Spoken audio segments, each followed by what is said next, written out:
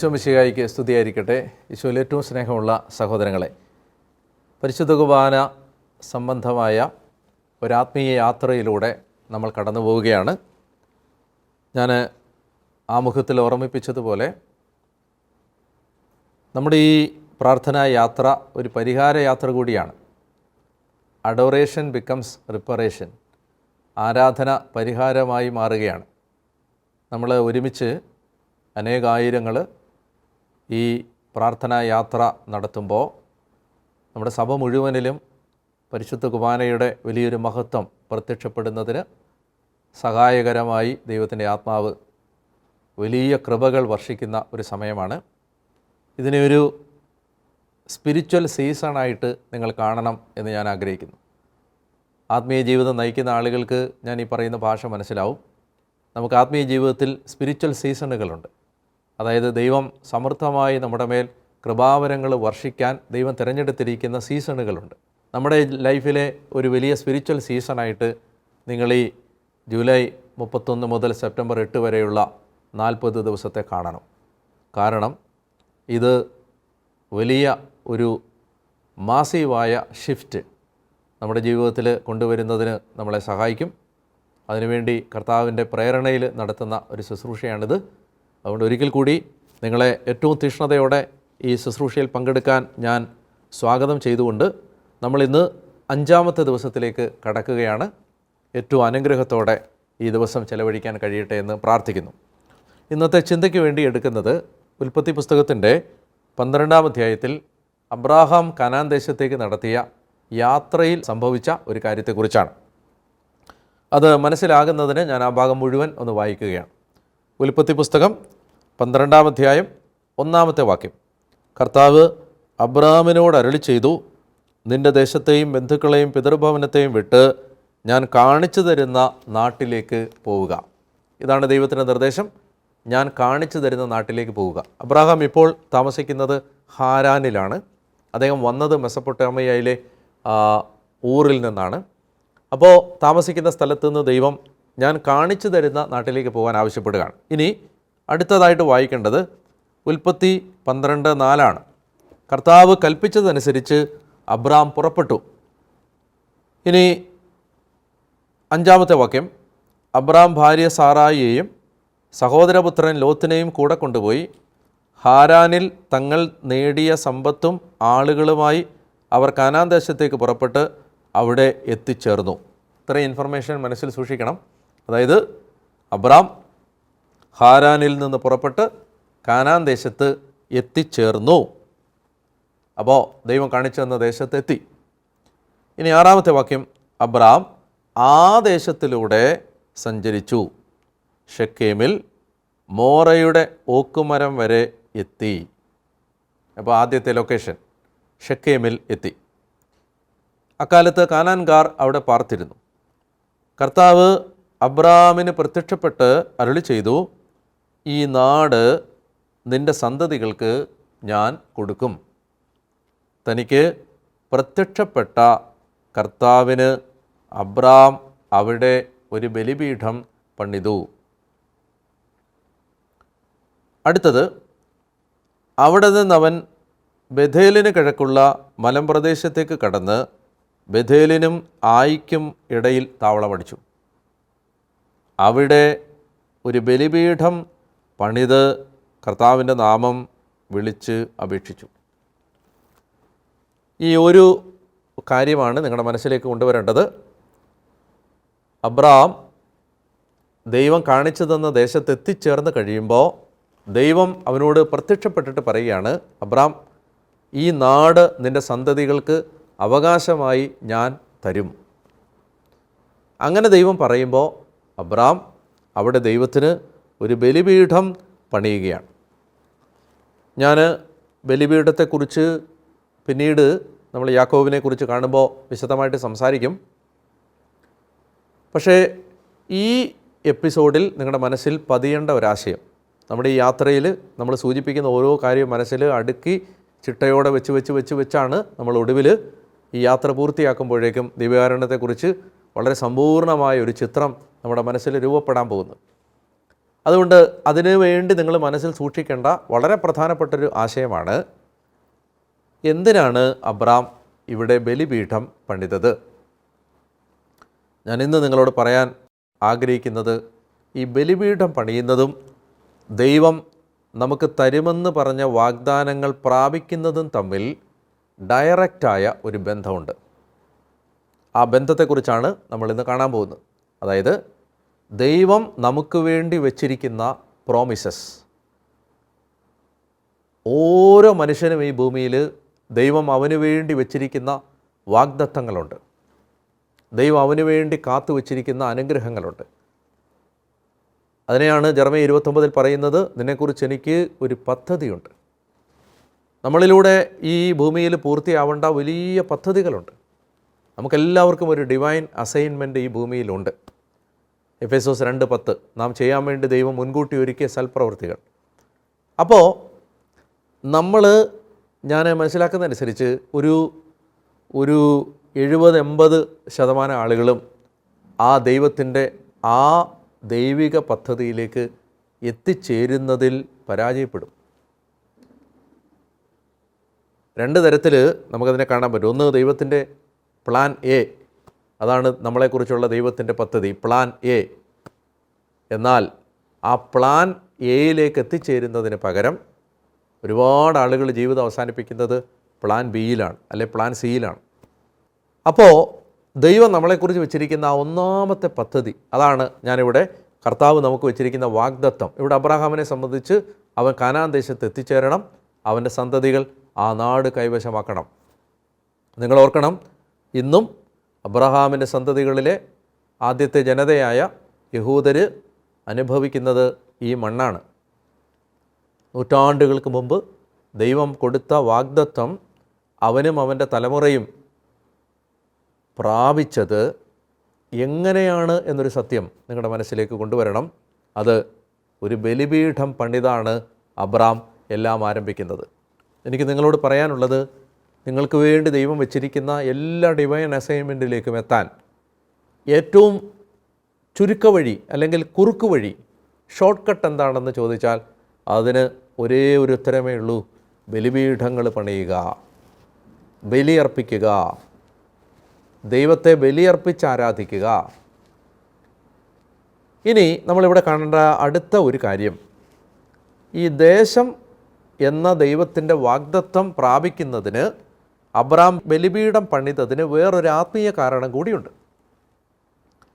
ആ കാരണമെന്ന് പറയുന്നത്, ഇവിടെ യഹോവയ്ക്കാണ് അബ്രാം ബലിപീഠം പണിയുന്നത്, ദൈവമായ കർത്താവിന്.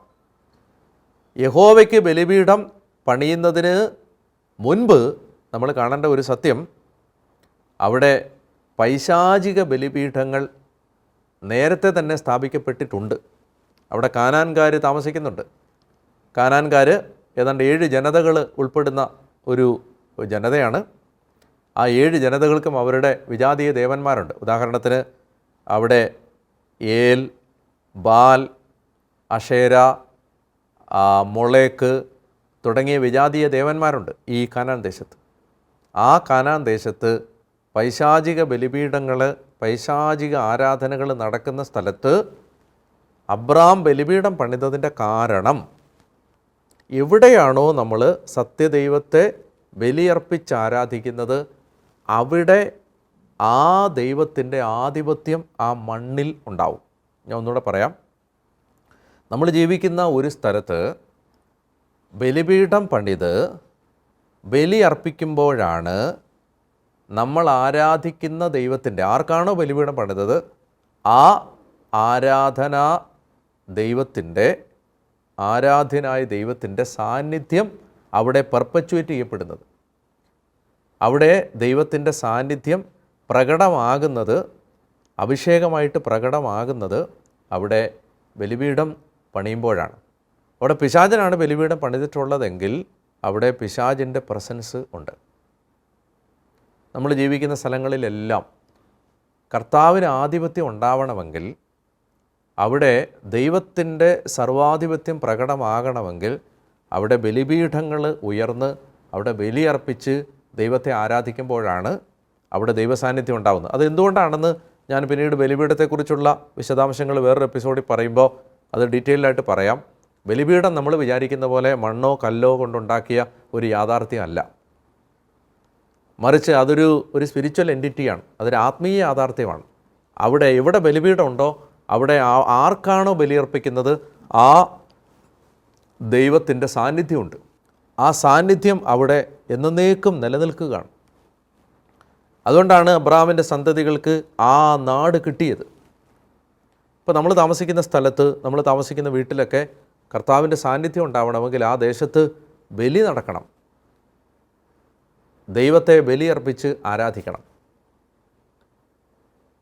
ഈ പൈശാചിക ശക്തികൾ ശക്തി പ്രാപിക്കുന്നത് എങ്ങനെയാണെന്നറിയാമോ? അവരാരാധന സ്വീകരിച്ചിട്ടാണ്. പിശാചിന് ഒറ്റ ലക്ഷ്യമേ ഉള്ളൂ, അവന് പരമാവധി ആരാധന കിട്ടണം. അതുകൊണ്ടാണ് പിശാച് ഈശോയോട് പോലും വന്നിട്ട് ചോദിക്കുന്നത്, നീ എന്നെ കുമ്പിട്ട് ആരാധിച്ചാൽ ഞാൻ ഈ ദേശം നിനക്ക് തരാമെന്ന് പറയുന്നു. ഈ ദേശം തരാമെന്ന് പറയുമ്പോൾ ഈ ദേശം അവൻ്റെ കയ്യിലാണെന്നാണ് അവൻ പറയുന്നത്. ഈശോ അത് അല്ലാന്ന് പറയുന്നില്ല. അവൻ പിശാച് അത് കൈയടക്കി വെച്ചിരിക്കുകയാണ്. എങ്ങനെയാണ് പിശാചിന് അതിൽ അവകാശം കിട്ടിയത്? പിശാചിനെ അവിടെ ആരാധിച്ചത് കൊണ്ടാണ്, അവിടെ പാപം പെരുകിയത് കൊണ്ടാണ്, അവിടെ തിന്മ വർദ്ധിച്ചത് കൊണ്ടാണ്. എവിടെ പാപമുണ്ടോ, എവിടെ തിന്മയുണ്ടോ, എവിടെ പൈശാചിക ആരാധനയുണ്ടോ, എവിടെ സത്യദൈവത്തിൽ നിന്ന് ദൈവജനം അകന്നു കഴിയുന്നോ അവിടെ സാത്താൻ്റെ ബലിപീഠങ്ങൾ ഉയർന്നിട്ടുണ്ട്, അവിടെ പിശാചിന് അതിൻ്റെ മേൽ അവകാശമുണ്ട്. ആ സ്ഥലം പിശാചിൻ്റെ കയ്യിൽ നിന്ന് തിരിച്ചു പിടിക്കണമെങ്കിൽ അതിനുള്ള ആത്മീയ മർമ്മമാണ് അവിടെ ബലി നടക്കണം എന്നത്, അവിടെ ബലിയർപ്പണം നടക്കണം. അതുകൊണ്ട് പൈശാചിക ആധിപത്യങ്ങളെ തകർക്കാൻ നമ്മൾ പ്രധാനമായും ബലിയർപ്പണങ്ങളെ യോഗ്യതയോടെ ബലിയർപ്പിച്ച് ബലിയർപ്പണങ്ങൾ സജീവമാവണം. ഇപ്പോൾ ഒരു സ്ഥലത്ത്, ഒരു ദേശത്ത് ദൈവമായ കർത്താവിൻ്റെ സാന്നിധ്യം വർദ്ധിക്കണമെങ്കിൽ അവിടുത്തെ ആ ഇടവക പള്ളിയിലെ ബലിയർപ്പണം വളരെ ശക്തമാവണം. സാത്താൻ ഇത് അറിയാവുന്നത് കൊണ്ടാണ്. നിങ്ങൾ പലപ്പോഴും ശ്രദ്ധിച്ചിട്ടുണ്ടാവും, എനിക്ക് അനുഭവമുണ്ട്, നിങ്ങൾക്കുണ്ടാവും. ഇവിടെ ദേവാലയം പണിയാൻ തുടങ്ങിയാലും അതിന് ലോകത്ത് വേറെ ഏത് കാര്യം നമ്മൾ നടത്താൻ ശ്രമിക്കുന്നതിനേക്കാളും വലിയ തടസ്സങ്ങൾ ദേവാലയം പണിയുമ്പോൾ വരുന്നത് നിങ്ങൾ കണ്ടിട്ടുണ്ടാവും. ദേവാലയം പണിക്ക് തടസ്സം വരും, ദേവാലയം പണിക്ക് കാലതാമസം വരും. അപ്പോൾ അതെല്ലാം എന്തുകൊണ്ടാണ്? അവിടെയുള്ള പൈശാചിക സ്വാധീനങ്ങൾ വിട്ടുപോകാൻ മടിക്കുന്നത് കൊണ്ട് അവ തടസ്സങ്ങൾ സൃഷ്ടിക്കും. അതുകൊണ്ടാണ് നമ്മൾ അത്രയും പ്രാർത്ഥന ഉയർത്തിയാൽ മാത്രമേ ദേവാലയങ്ങൾ ഉയരത്തുള്ളൂ. അതുമാത്രമല്ല, പിന്നെ നിങ്ങൾ കണ്ടിട്ടുണ്ടാവും, ദേവാലയങ്ങൾ വളരെ സന്തോഷത്തോടും സമാധാനത്തോടും കൂടെ പോകുമ്പോൾ അവിടുത്തെ ആരാധന മുടക്കാൻ, ബലിയർപ്പണത്തിൻ്റെ ശക്തി നശിപ്പിക്കാൻ പിശാച് ഭിന്നതകൾ, കലഹങ്ങൾ, വഴക്കുകൾ, ഗ്രൂപ്പുകൾ, തമ്മിൽ തല്ല്, ഇതെല്ലാം സൃഷ്ടിക്കുന്നത്, ഈ ഫ്രാക്ഷൻസ് എല്ലാം സൃഷ്ടിക്കുന്നത് അവനെ ആരാധന സജീവം ആകാതിരിക്കാൻ വേണ്ടിയിട്ടാണ്. കാരണം ബലി നടന്നാൽ അവിടെ യോഗ്യതയോടെ ഒരു 10 പേര് ഒരുമിച്ച് കൂടി അവിടെ ബലി അർപ്പിച്ചാൽ അവിടെ കർത്താവിൻ്റെ സാന്നിധ്യമുണ്ട്. ഞാൻ കേരളത്തിലെ പല സ്ഥലങ്ങളിലൂടെ സഞ്ചരിക്കുമ്പോൾ ഈ വ്യത്യാസം എനിക്ക് മനസ്സിലായിട്ടുണ്ട്. ദേവാലയങ്ങളുള്ള സ്ഥലങ്ങൾ, ബലിപീഠങ്ങളുള്ള സ്ഥലങ്ങൾ, എന്നും കുർബാന നടക്കുന്ന സ്ഥലങ്ങൾ, ഈ സ്ഥലങ്ങളിലൂടെ പോകുമ്പോൾ അവിടെ ആ അന്തരീക്ഷത്തിലേക്ക് കയറുമ്പോൾ തന്നെ അവിടെ പരിശുദ്ധാത്മാവിൻ്റെ കാറ്റ് വീശുന്നത് കാണാൻ പറ്റും. എന്നാൽ അതില്ലാത്ത സ്ഥലങ്ങളിലൂടെ പോകുമ്പോൾ നമുക്ക് അത് ആത്മീയ ഭാഷയിൽ നമ്മൾ രണ്ടായിട്ടാണ് സ്ഥലങ്ങളെ തിരിക്കുന്നത്. ഒന്ന് സ്വർഗം തുറക്കപ്പെട്ട സ്ഥലങ്ങളും സ്വർഗം അടയ്ക്കപ്പെട്ട സ്ഥലങ്ങളും. Places wear heaven is open, അങ്ങനെയുള്ള സ്ഥലങ്ങളുണ്ട്. എന്ന് പറഞ്ഞാൽ അവിടെ ദൈവാത്മാവുണ്ട്. നമ്മൾ ആ അന്തരീക്ഷത്തിൽ കയറുമ്പോൾ തന്നെ കർത്താവിൻ്റെ ചൈതന്യമുണ്ട്. അത് ബലി നടക്കുന്നത് കൊണ്ടാണ്. അവിടെ ആരാധന നടക്കുന്നുണ്ട്. അവിടെ കർത്താവിന് ആ ബലിയർപ്പണത്തിലൂടെ ദൈവത്തിൻ്റെ സാന്നിധ്യം അവിടെയുണ്ട്. അതില്ലാത്ത സ്ഥലങ്ങളിൽ പിശാചിൻ്റെ സാന്നിധ്യമുണ്ട്. അവിടെയാണ് അന്ധകാരങ്ങളും തിന്മകളും എല്ലാം വർദ്ധിക്കുന്നത്. ഞാൻ പറഞ്ഞു വരുന്നത്, അതുകൊണ്ട് ആരാധനയിലാണ് പൈശാചിക ആധിപത്യം തകരുന്നത്. വേറൊരു പ്രധാനപ്പെട്ട കാര്യം, ജെറീക്കോ കോട്ട തകരുന്ന സമയത്ത് അത് 7ാമത്തെ ദിവസം അവർ വലം വെച്ച് കാഹളം ഊതുമ്പോഴാണ് കോട്ട തകരുന്നത്. 7ാമത്തെ ദിവസം എന്ന് പറഞ്ഞാൽ ബൈബിളിൽ ആരാധനയുടെ ദിവസം എന്നാണ്, സാബത്ത് ദിവസം എന്നാണ്. എന്ന് പറഞ്ഞാൽ ആരാധനയിലാണ് ഈ കോട്ട ഇടിയുന്നത്. പൈശാചിക കോട്ടകൾ ഇടിയുന്നത് ആരാധനയിലാണ്. അതുകൊണ്ട് നമുക്കിന്ന് നമ്മൾ ഈ വിഷയം ചിന്തിക്കുമ്പോൾ അബ്രഹാം ബലിപീഠം പണിതു എന്ന് പറയുമ്പോൾ അത് വെറുതെ ഇങ്ങനെ ഒരു സ്ട്രക്ചർ ഉണ്ടാക്കിയെന്നല്ല. അബ്രഹാം ഉറപ്പുവരുത്തി ദൈവത്തെ ആരാധിച്ച് ഈ ദേശത്ത് കർത്താവിൻ്റെ സാന്നിധ്യം ഉണ്ടാകണമെന്ന് അബ്രഹാം ആഗ്രഹിച്ച് അത് ഉറപ്പുവരുത്തി. പ്രിയപ്പെട്ടവരെ, നിങ്ങളുടെ ആരുടെയെങ്കിലും കുടുംബത്തിൽ നിങ്ങൾക്ക് കർത്താവിൻ്റെ പ്രവൃത്തികൾ നടക്കുന്നില്ല എന്ന് തോന്നിയാൽ ഞാൻ നിങ്ങളോട് പറയുകയാണ്, നിങ്ങൾ എല്ലാ ദിവസവും വിശുദ്ധ കുർബാനയ്ക്ക് പോയി ഒന്ന് പ്രാർത്ഥിക്കുക. ഏലിയ തകർന്നു കിടന്ന ബലിപീഠം നേരെയാക്കി എന്ന് രാജാക്കന്മാരുടെ പുസ്തകത്തിൽ വായിക്കുന്നുണ്ട്. തകർന്നു കിടക്കുന്ന ആ ബലിപീഠം ഒന്ന് നേരെയാക്കുക. കുടുംബാംഗങ്ങൾ, ഇപ്പോൾ നിങ്ങളുടെ വീട്ടിൽ ഒരു പ്രയാസം ഉണ്ടെന്ന് വിചാരിക്കുക, ആദ്യം ചെയ്യേണ്ടത് കുടുംബാംഗങ്ങൾ കുമ്പസാരിച്ച് എല്ലാ ദിവസവും വിശുദ്ധ കുർബാനയ്ക്കൊന്ന് പോവുക. ഞാൻ വലിയ സാമ്പത്തിക ബാധ്യതയിലുള്ള, എനിക്ക് പരിചയമുള്ള ഒരു ചെറുപ്പക്കാരൻ എന്നോട് ഒരു ഡിസംബർ 31 കരഞ്ഞുകൊണ്ട് പറഞ്ഞു, അടുത്ത വർഷമെങ്കിലും എനിക്കൊരാഗ്രഹമുണ്ട്, കടമില്ലാതെ ഒരു ദിവസമെങ്കിലും കിടന്നുറങ്ങണം. 1-ാം തീയതി മുതൽ എന്നും മുടങ്ങാതെ കുർബാനയ്ക്ക് പോകും. 1-ാം തീയതി മുതൽ അവ വിശുദ്ധ കുർബാനയ്ക്ക് പോയി. 1-ാമത്തെ ദിവസം എൻ്റെ കൂടെ കുർബാന അർപ്പിച്ചു. പിന്നെ എല്ലാ ദിവസവും മുടങ്ങാതെ പോയി. ഒക്ടോബർ മാസത്തിൽ എൻ്റെ അടുത്ത് വന്നു. എന്നിട്ട് പറഞ്ഞു, ഇന്ന് രാത്രി ഞാൻ ഉറങ്ങാൻ പോകുന്നത് കടമില്ലാത്തവനായിട്ടാണ് എന്ന് പറഞ്ഞു. എന്ന് പറഞ്ഞാൽ 9 മാസം കഴിയുമ്പോഴേക്കും അവൻ്റെ ജീവിതത്തിലെ ലക്ഷങ്ങളുടെ ബാധ്യത ദൈവം എടുത്തു മാറ്റി. അതെന്താ സംഭവിക്കുന്നത്? ബലിപീഠം പണിതു.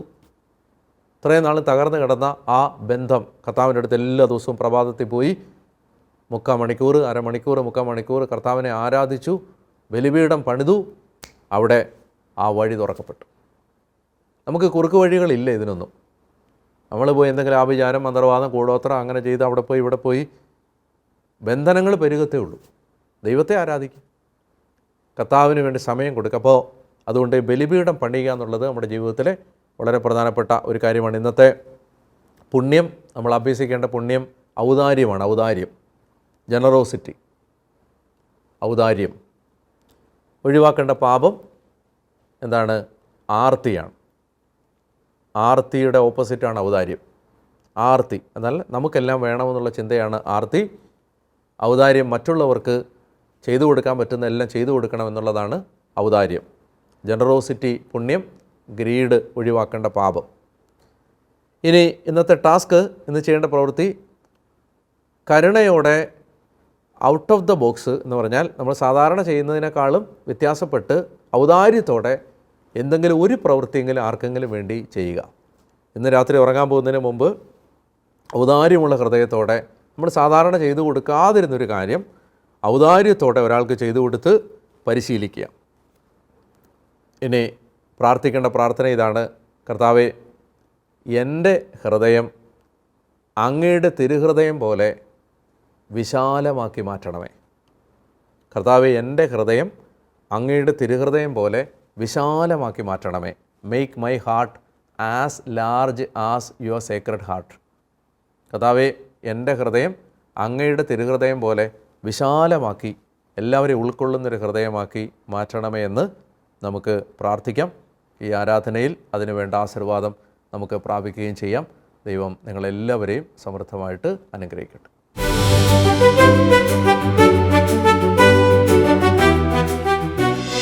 പരിശുദ്ധ പരമാദിവ്യ കാരുണ്യീശോയ്ക്ക് നേരവും ആരാധനയും സ്തുതിയും പുകഴ്ചയും ഉണ്ടായിരിക്കട്ടെ. ഈ ആരാധനയിൽ നമ്മുടെ കുടുംബങ്ങളെ കർത്താവിന് കൊടുക്കാം. നമ്മുടെ ഭവനം സ്ഥിതി ചെയ്യുന്ന മണ്ണ്, വീട്ടിലെ മുറികൾ, ഉപകരണങ്ങൾ, ഉപയോഗവസ്തുക്കൾ, വാഹനങ്ങൾ, വളർത്തുമൃഗങ്ങൾ, വഴികൾ, വരുമാനമാർഗങ്ങൾ, ഇവയെല്ലാം കർത്താവിൻ്റെ സന്നിധിയിലേക്ക് എടുത്ത് സമർപ്പിക്കാം. കർത്താവായ ദൈവമേ, തലമുറകളായി പിശാചിന് അവകാശമുള്ള ഏതെങ്കിലും മേഖല ഞങ്ങളുടെ കുടുംബങ്ങളിലുണ്ടെങ്കിൽ കർത്താവെ, അങ്ങേക്കതെല്ലാം അറിയാം.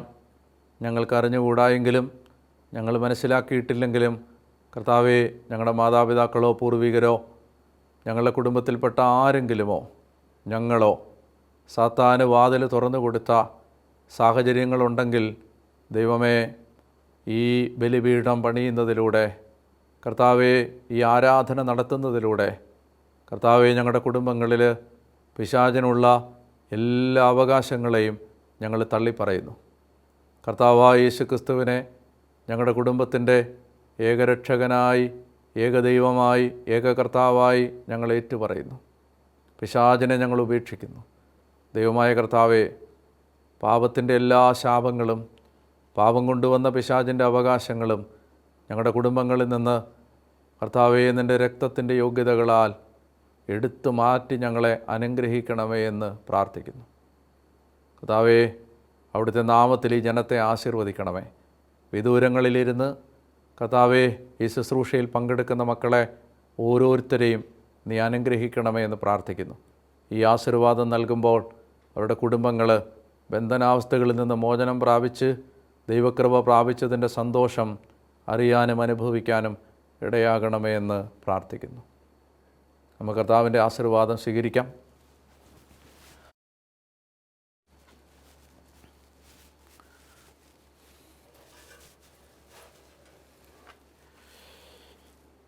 സർവശക്തനായ ദൈവം നിങ്ങളെയും നിങ്ങളുടെ കുടുംബത്തെയും അനുഗ്രഹിച്ച് ആശീർവദിക്കട്ടെ. നിങ്ങളുടെ കുടുംബങ്ങളിൽ ഏതെങ്കിലും പൈശാചിക സ്വാധീനങ്ങൾ, പിശാചെടുത്ത അവകാശങ്ങൾ, സാത്താന് പണിതുയർത്തപ്പെട്ട ബലിപീഠങ്ങൾ നിലനിൽക്കുന്നെങ്കിൽ യേശുവിൻ്റെ ശരീരത്തിൻ്റെയും രക്തത്തിൻ്റെയും യോഗ്യതകളാൽ ആ അവകാശങ്ങൾ ഇല്ലാതാവട്ടെ. സാത്താൻ്റെ അടിമത്തങ്ങൾ നിങ്ങളുടെ കുടുംബങ്ങളിൽ നിന്ന് മാറിപ്പോവട്ടെ. കർത്താവിനെ ആരാധിക്കാത്ത, കർത്താവിനെ ബഹുമാനിക്കാത്ത, കർത്താവിനെ തള്ളിപ്പറഞ്ഞ സകല ബന്ധനാവസ്ഥകളും കുടുംബങ്ങളിൽ നിന്ന് വിട്ടുപോകട്ടെ. കുടുംബങ്ങളിലേക്ക് കർത്താവിൻ്റെ ചൈതന്യവും പ്രകാശവും കടന്നു വരട്ടെ. അനർത്ഥങ്ങളും ആപത്തുകളും അപകടങ്ങളും മാരക രോഗങ്ങളും അകാല മരണവും നിങ്ങളുടെ കുടുംബങ്ങളിൽ നിന്ന് ആത്മഹത്യകളും യേശുവിൻ്റെ നാമത്തിൽ ഇല്ലാതാവട്ടെ. കർത്താവ് നിങ്ങളെ അനുഗ്രഹിച്ച് ഉയർത്തി ഒരഭിഷേകമാക്കി മാറ്റട്ടെ. യേശുവിൻ്റെ ശരീരത്തിൻ്റെ യോഗ്യതകളാൽ തന്നെ. ആമേൻ. പരിശുദ്ധ പരമദിവ്യകാരുണ്യ എന്നേരവും ആരാധനയും സ്തുതിയും പുകഴ്ചയും ഉണ്ടായിരിക്കട്ടെ.